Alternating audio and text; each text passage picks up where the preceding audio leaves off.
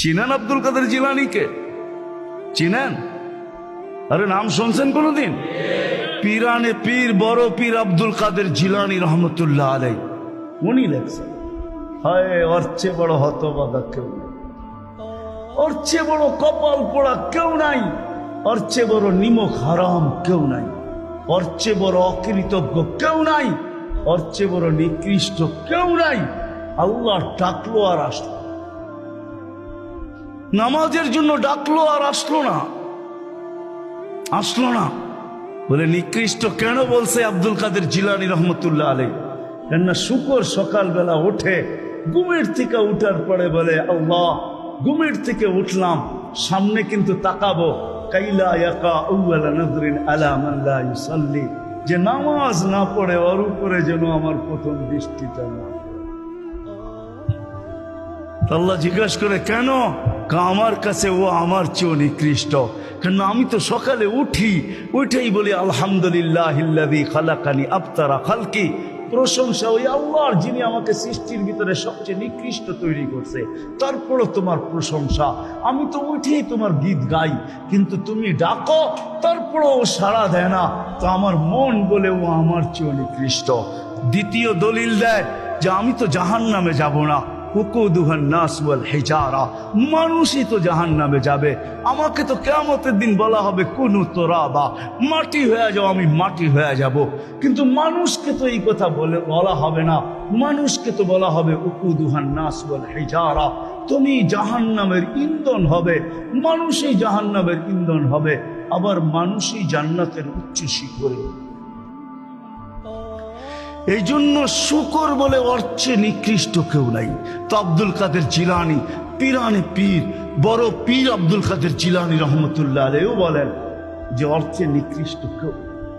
এই জন্য যদি পূজা আইসা থাকে, কথা আগে নেওয়ার আগে, শেষ করার আগে এইখানেই প্রতিশ্রুতি নিতে চাই যে আজকে যারা এই মজমায় আছে দুকে হাত রেখা ওয়াদা করব যে আজকের পরে, বিশেষ করে যুবকরা, যে আজকের পরে আর আমি কোনোদিন নামাজ ছাড়ব না। ওয়াদা, বিলকুল ওয়াদা, তাইলে আগে চলতে পারি। ওয়াদা কিন্তু আজকের থেকে আর নামাজ ছাড়ব না, আজকের থেকে আর নামাজ ছাড়ব না। হায় আস-সাজিদু ইয়াসজুদু আলা কাদামাইর রহমান, সিজদাকারী আল্লাহর কুদরতি। আলী রাদিয়াল্লাহু তাআলা আনহু বলেন তুরিদু আন তাতাকাল্লাম মা আল্লাহ, তুমি চাও আল্লাহর সাথে কথা বলবে? হায় হায়, আমি তো বলি মুসা আলাইহিস সালাম কথা বলতে গেলে 4টা শর্ত ছিল। 4টা, কয়টা? তুর পাহাড় হইতে হবে, এছাড়া কথা বলতে পারতেন না। কি উলামা বলে কি সত্য না মিথ্যা? হ্যাঁ হ্যাঁ, না ঘরে বয়ে বয়ে বিছনায় কথা বলতে পারতেন? তুর পাহাড় হইতে হইতো, গেলেই জুতা খুলতে হইতো। সময় নির্ধারিত ছিল, কি ছিল? এই সময় আসলে কথা হবে, নাইলে হবে না। আবার কথার সীমা রেখা ছিল, আজকে এতটুক বলবে, বাকিটুকু কালকে, এর বেশি বলা যাবে না। হায় হায়, এই উম্মতের জন্য কোনো শর্ত নাই, এই উম্মতের জন্য কোনো শুধু শর্ত আছে 20 মিনিট, 45 মিনিট, 3 পুরো 45 মিনিট বলতে পারবে না। সূর্য উঠতেছে তখন, সূর্য ডুবতেছে তখন, আর সূর্য যখন ঢলতেছে তখন 15 মিনিট করে 45 মিনিট। এছাড়া সারা দিন কথা বলতে পারবে, ইচ্ছা হোক। এই জন্যই আলী রাদিয়াল্লাহু তাআলা আনহু বলেন তুমি চাও আল্লাহর সাথে কথা বলতে, ফালতুসাল্লি, তাহলে নামাজে দাঁড়াও।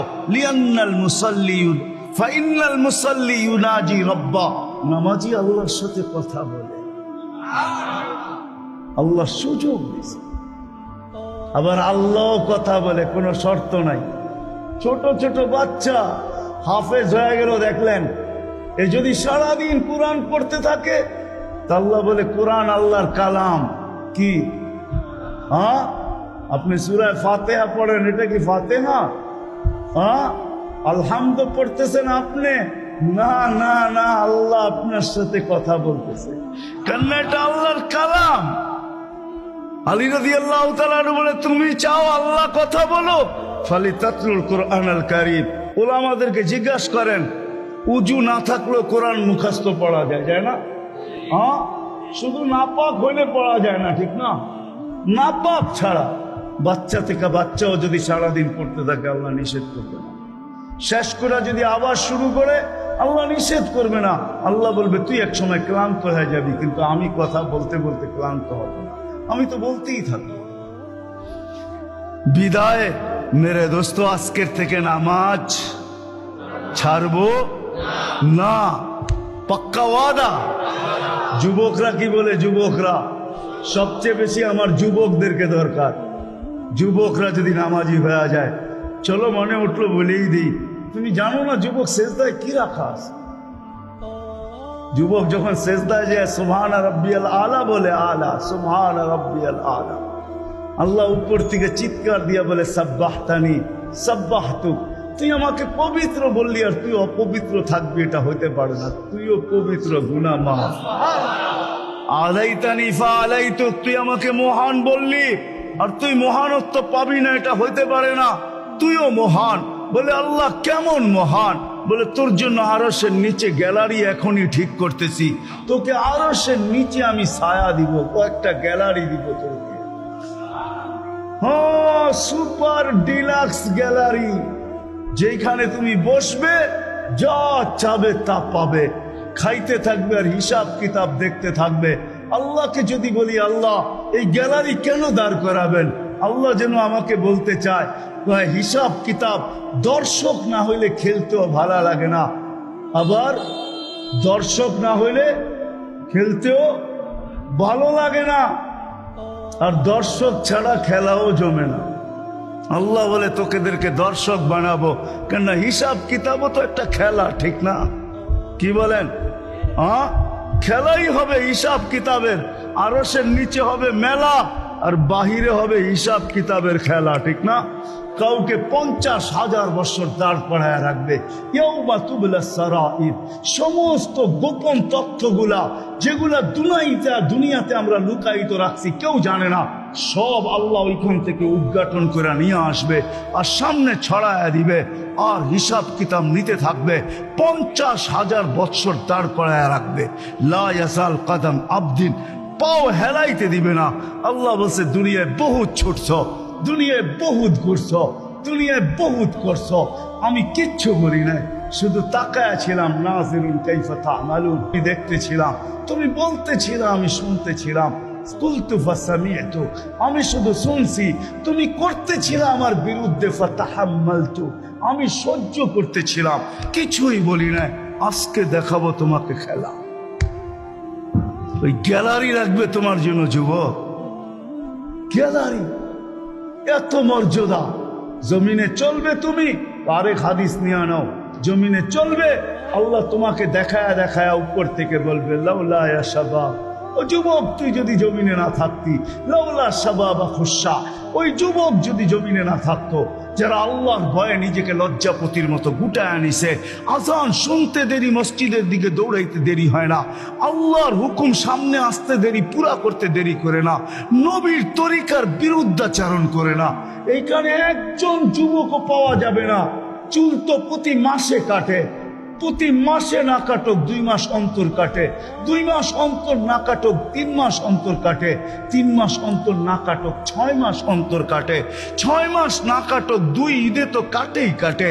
কিন্তু একজনও যুবক এখানে পাওয়া যাবে না যে সেলুনে যায় বলছে যে এই 12ই রবিউল আউয়াল আসতেছে, একজন যুবকও পাওয়া যাবে না।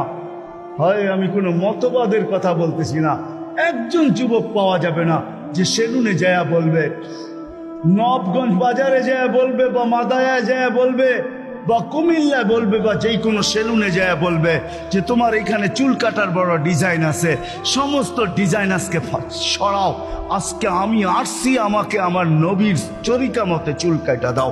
একজন যুবক এখানে পাওয়া যাবে। যেই যুবক জীবনে বলছে যে আমাকে নবীর তরিকা মতো আজকে চুল কাটা দাও, আজকে কোন স্টাইল না, মুহাম্মদুর রাসূলুল্লাহর স্টাইল।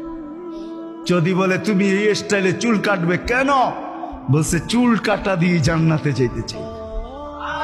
হ্যাঁ হ্যাঁ, সত্য এটাই। হাদিসে আছে মান তামাসসাকা বিসুন্নতি, ইন্দা ফাসাদি উম্মতি তামাসাক বোঝেন? আগে